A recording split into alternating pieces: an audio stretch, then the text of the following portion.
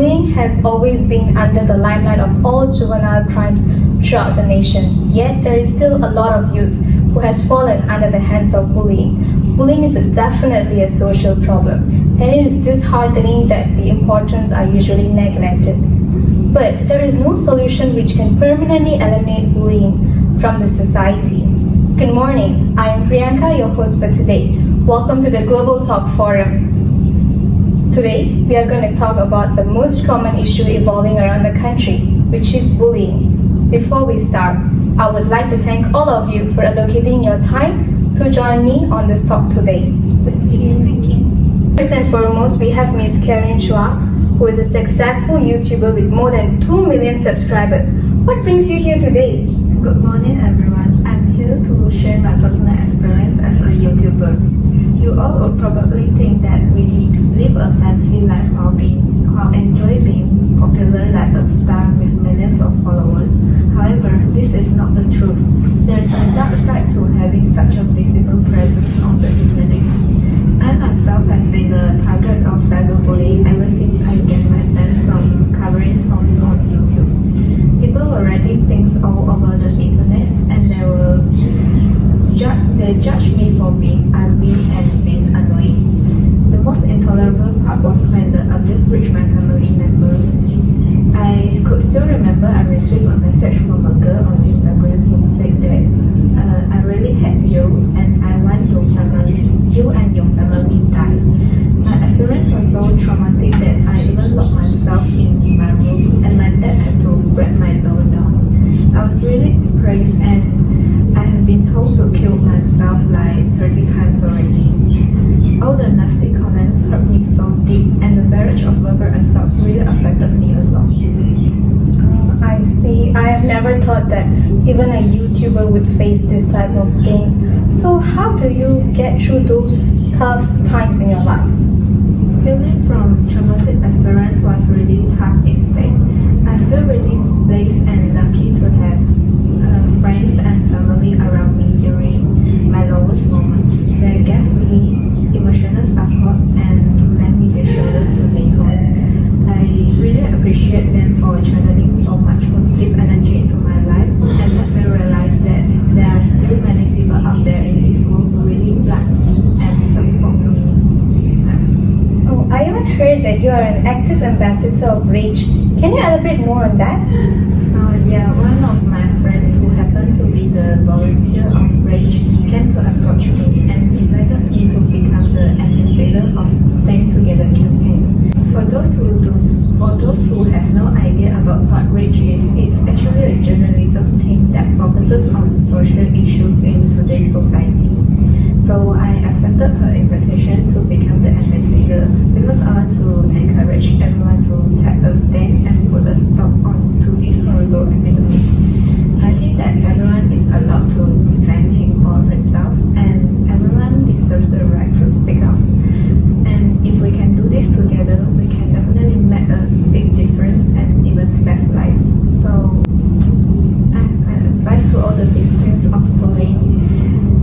Don't let negativity bring you down, and remember that they are always there. We are always here to support you, and you are not alone. Thank you.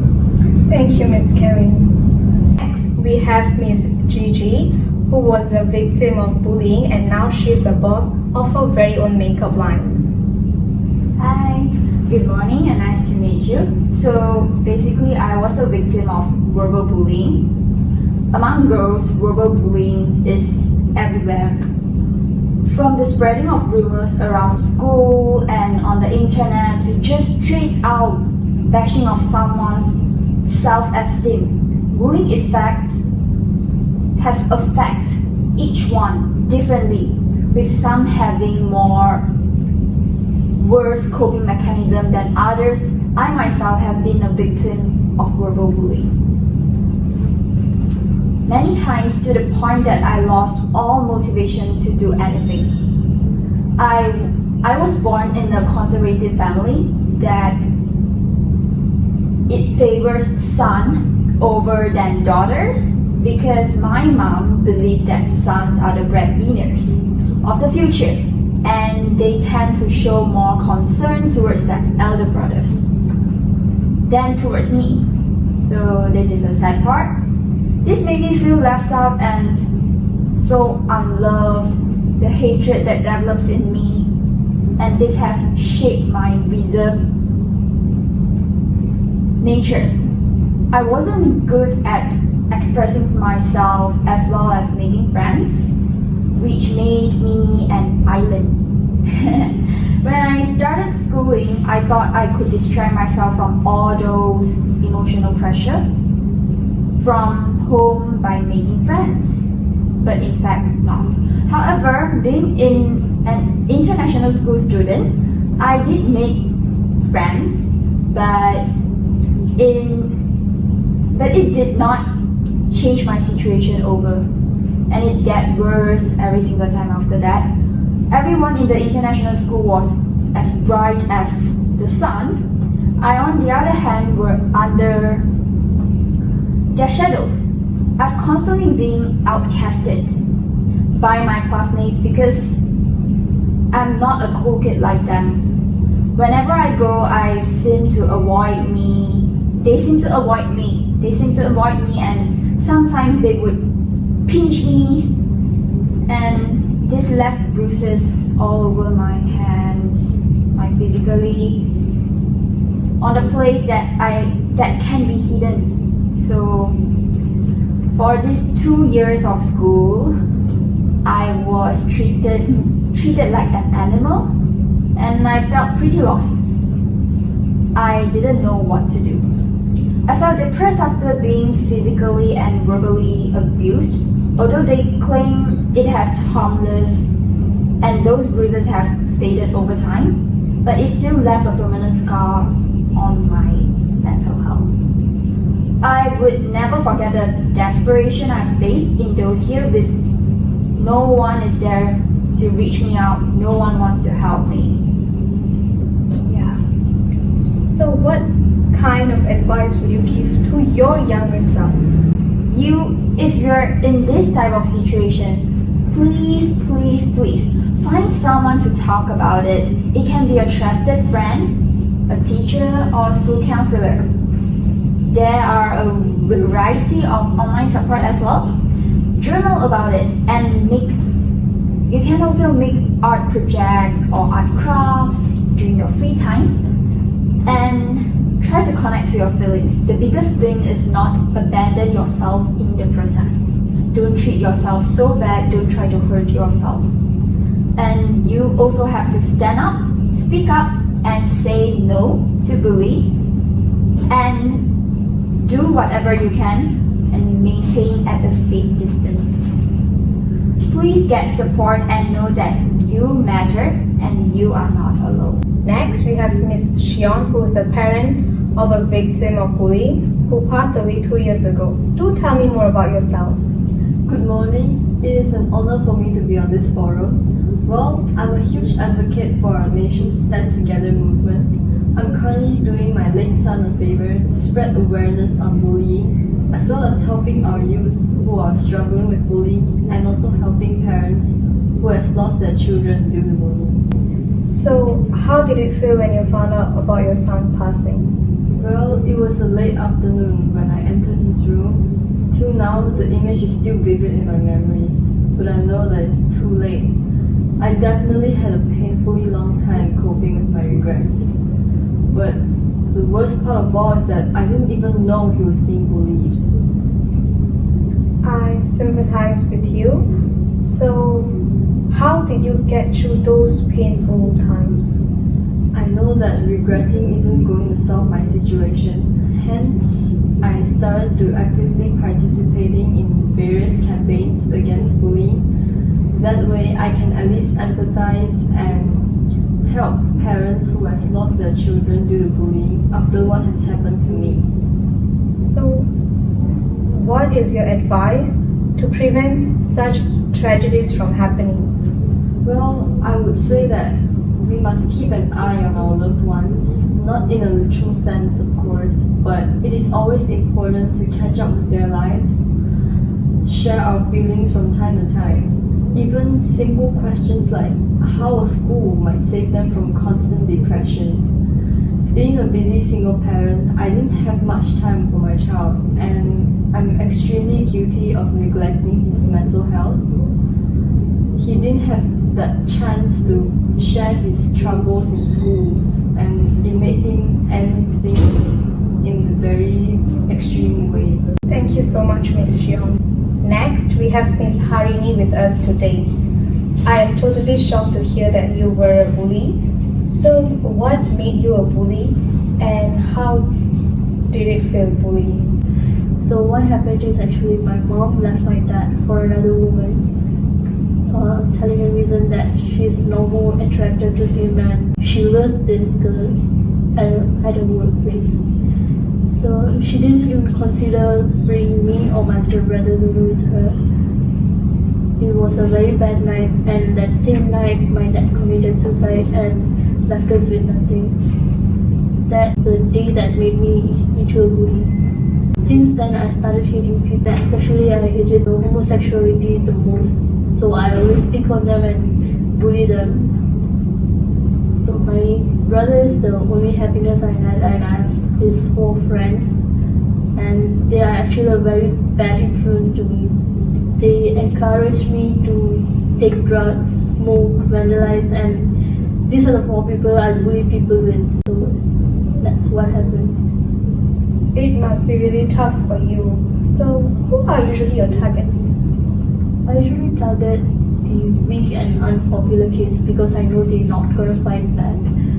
And as you know, I told you that I hate homosexuality.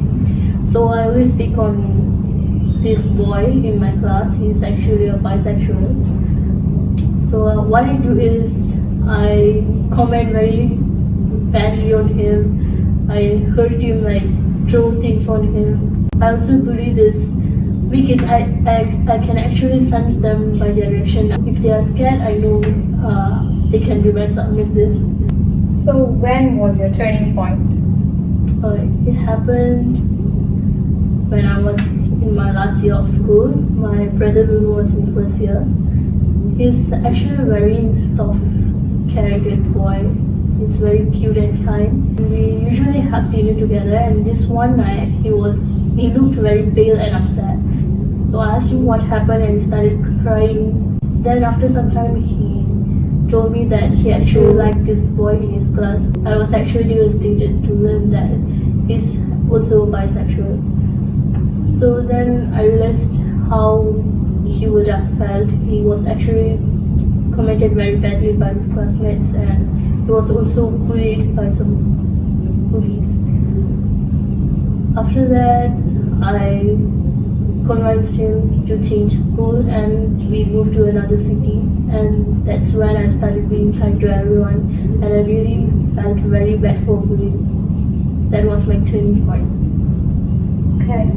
So, how badly you regret for bullying? I don't know how to compensate what I've done. If I see them, I really want to do anything they ask me to do. Like, I can beg for their forgiveness. That's how badly I felt. Okay, thanks a lot, Ms. Harene. Next, we have Officer Vinay, Deputy Officer of Juvenile Department of PDRM. She is well experienced in youth issues, which we will be discussing later. She is honored several awards for her loyal and devoted virtues. Bullying has always been on the news headline. So how often does bullying occur in our nation? Recently, PDRM has collaborated with National Human Rights Society, which is also known as HACA. So based on our result of the research, we find out that 14,000 cases took place between 2016 and 2019. More precisely, 388 cases took place last year compared with 291 cases in 2017. The number was equally high in 2016 and 2015 with 250 cases and 291 cases respectively.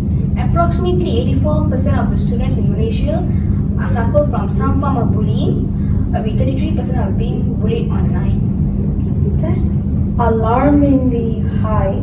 So I heard that there is this department in PDRM, which is the cyber crime department. So do elaborate more on that.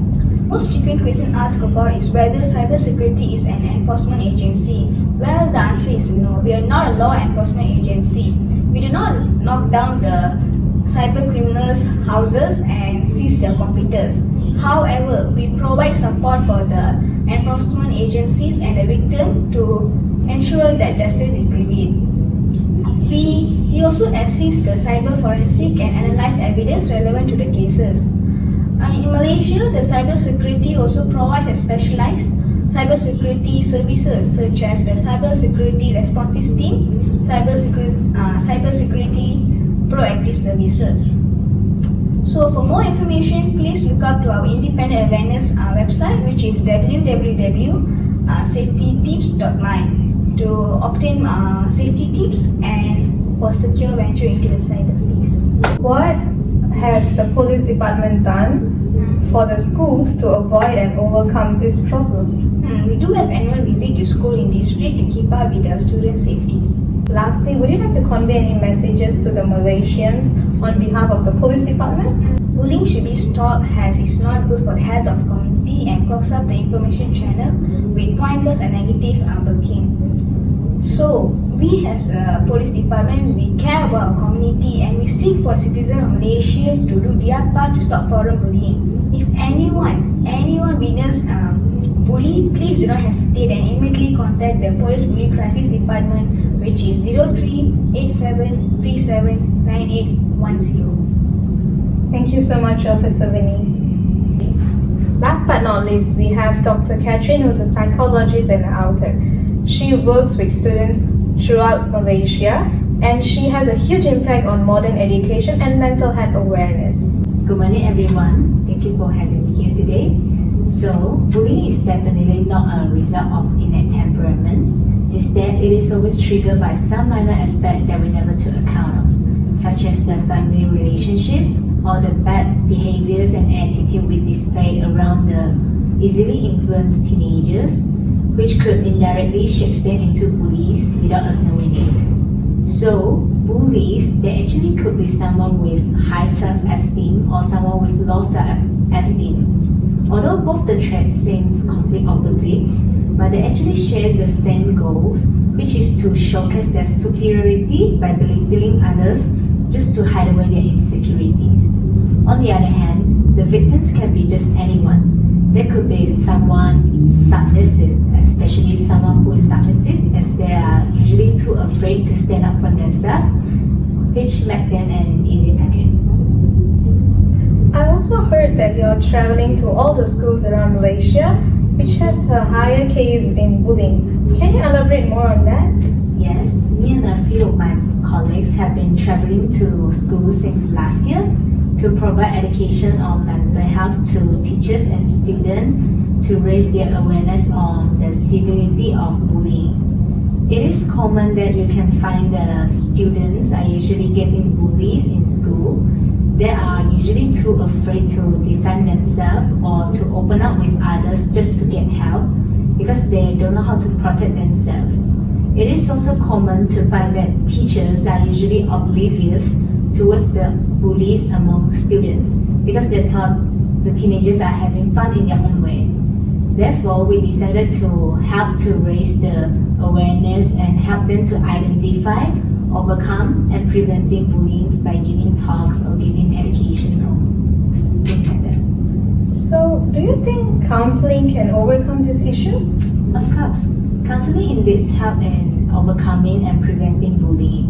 It is important for us to provide moral support and advices to victims and guidance to bullies, as this will not only help them to help the victims to regain their mental health in time, but also help the bullies to correct their behavior and turn over a new leaf before it becomes a habit for them. Actually, anyone could play the role as a counselor, even if there are no psychologists. It is never a one-person job to stop bullying. This social issue can only be stopped when we all work together as one. Thank you. So thanks to all the panels for giving their opinions and experience on this topic. So bullying is definitely a social problem and it should be overcome as soon as possible. So let's work hand in hand to eliminate it permanently from the society.